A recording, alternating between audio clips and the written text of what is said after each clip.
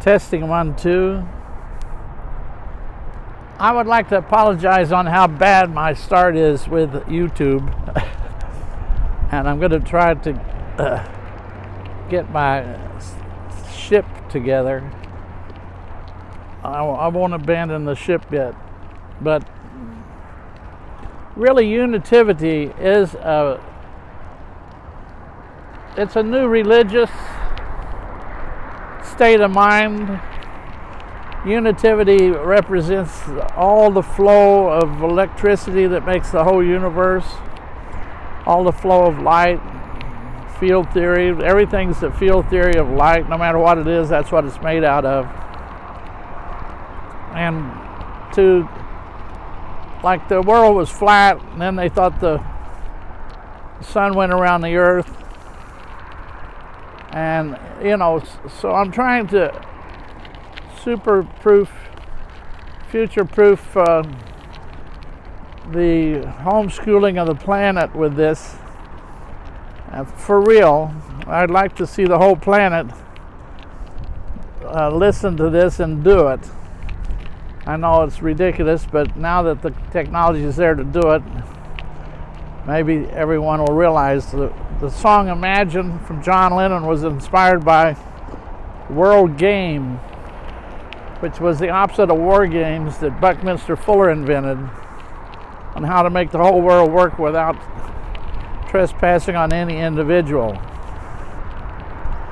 So unitivity is right in the pocket of Star Wars saying the Force be with you, because really the Force is what Einstein stated, that the minimum word to explain the universe is inertia. Inertia means that it's the movement, total mode reciprocity of all the elements and energy of the universe. The unified field theory, consciousness, which I think I broke through this by stating that everything changes only the radius but stays the same speed. And I think that actually explains the unified field theory. But and I've talked to some pretty good physicists on my airport shuttle, talking about the amount of area they sweep out. Like 500 square miles is swept out by one electron in a second. So if you add them all together in Earth and the Moon out to vacuum, all those areas would add up to the same area that the Earth and the Moon sweep out around the Sun. That'd be the conservation energy theory. No one's ever thought of that before on Earth. And I call that the unitivity theory. And I also a unific theory. And I call it the orbitronical area versus the solar area being the same. So in reality, the force is being the same as all this energy motion going the speed of light, which is the 186,000 miles a second, which is basically the harmonic mean in which all energy is flowing in the whole universe. Now it'll fluctuate, and when they do change the experiments in the speed of light meters here and there, so it's always moving around, because the whole universe is at a balance of inertia. So, but everything goes what's called precession, and this is angular momentum, and Kepler's second law of thermodynamics is entropy, and everything goes from one orbit to another orbit, no matter what. They always constantly going to change orbits. They're not eternal, except the whole one is.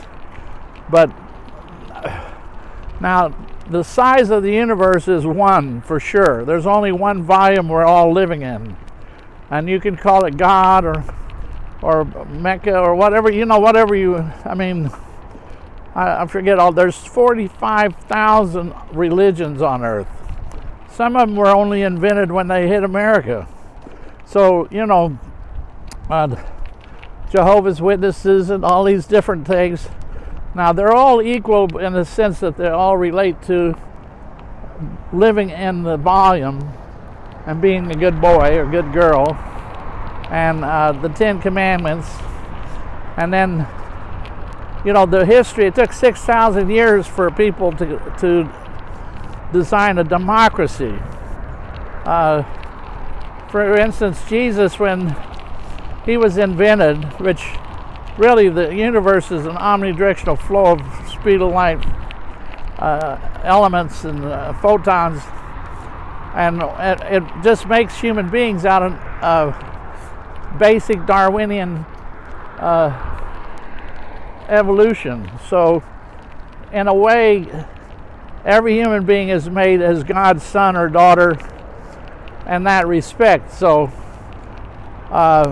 taking that view relative to the first consciousness of the whole making somebody, Jesus comes around and says that there's no more 1,000 gods like in early Rome and Greek and all these Greek gods and everything. That there was only one God, you know, which is actually, we're still stuck at that level, which should be just one volume we all live in, and you describe it. Now, the best way to describe it is take experiments and measure everything and use numbers. When Algorithm released the zero in early Europe, that allowed for Kepler and all these scientists, you know, to occur, so they could measure. And then they made different tools like the telescope and microscope, and then started finding things like the aspirin bark of a tree and stuff, you know, or penicillin, which is all by accident in a way, but it's trial and error. So what I'm getting at is that all humanity just needs to vote to become one big town on planet Earth, and that we share the resources equally to everybody. Now, that seems completely ridiculous, but if you take your family and you go to the dinner table, you don't say to the other person at the end of the table, we're not going to feed you. You know, we got plenty of food here on the table, but you don't get any. So that's what's going on right now on planet Earth. We spend enough money on atomic bombs and all these different ridiculous killing projects to make enough money to give everybody anything they want to be on research and development as a scientist, to figure out how to be the next Steve Jobs or whoever's next, you know, to learn ways of doing more with less for the whole planet, to become a success for all humanity. Now, there's only say 7 or 8 billion people coming up here. There's no real, if you give people electricity, they have less children. This is a fact, and it's Buckminster Fuller discovered this in early Argentina and some of the southern countries, as they gave them, because you don't have as many people to work on the farm and all this stuff. The more electricity you have, you travel, then you don't have as many children. So there's no big population problem. There's just a electricity sharing problem, and this will solve all population problems. And also it'll get everybody computers where they can Google and educate themselves and go on research development as their own project. Now, it's very important for everybody to say to themselves, I'm with the force of unitivity. And unitivity can be a political party, and say but it's basically just based on science. So when you vote for a president that believes in, who respects and truthfully gives the integrity of science in their decisions, then you're voting for unitivity. But you're voting for science. Science is actually the future religion of the whole planet, and it's extremely important that everybody re-educate or unlearn all the things that makes that concept of religion versus science, because that just comes from the early days when religious were political powers along with the king, and the king would get good guy, bad guy with the state and the church. That's why in America they have church and state being separated, because it always causes a lot of trouble, because the church does underhanded stuff with the king, and it helps divide and conquer and solicit lies and stuff to keep them in power. So I know everybody thinks, well, everyone's going to be so selfish, nobody's going to give up anything they have. But in reality, whenever you go to the moon in one capsule and everybody shares the food, no one's saying, I'm keeping the food on my side of the capsule. You know, it's ridiculous to one side of the ship have a war with the other side of the ship when there's plenty to go around, because there's do more with less. They didn't have refrigeration, you know, when Malthus was around, when they said there's not enough to go around, you had to have war. So that's all ridiculous now.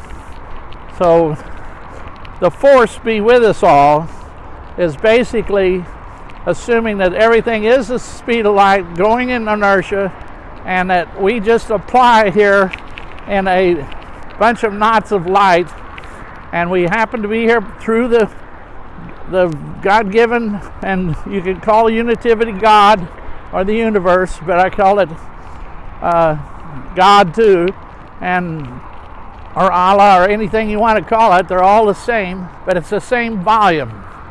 So, but it's better to attach yourself to the theory of what's happening more to science and numbers, so that you can make decisions that are more valid.